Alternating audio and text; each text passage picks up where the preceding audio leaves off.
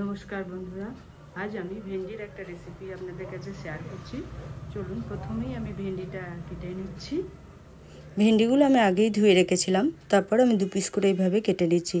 এভাবে আমি সব ভেন্ডিগুলো কেটে নিয়েছি দেখুন।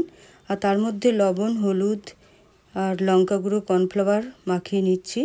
আর এই রান্নাটা আমি সাদা তেলেই করব। আমি কড়াইয়ে সাদা তেল বসিয়েই রেখেছি। দেখুন আমি ভেন্ডিগুলো সাদা তেলে খুব হালকা করে ভেজে তুলে নেব।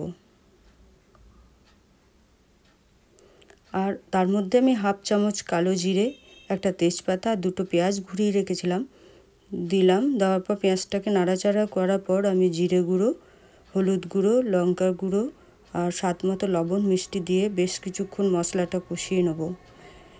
এদিকে আমার মশলাটা কষানো হয়ে গেছে। আমি একটা টমেটো পিউরি করে রেখেছিলাম, সেটাকে দিয়ে আরও কিছুক্ষণ কষিয়ে নেব। দেখুন মশলাটা আমার তেল ছেড়ে গেছে। এবার আমি 2 চামচ টক দই দিয়ে দিচ্ছি। দই দেওয়ার পরও আরও কিছুক্ষণ কষিয়ে নিচ্ছি। নেওয়ার পর আমি জল দিয়ে দিচ্ছি।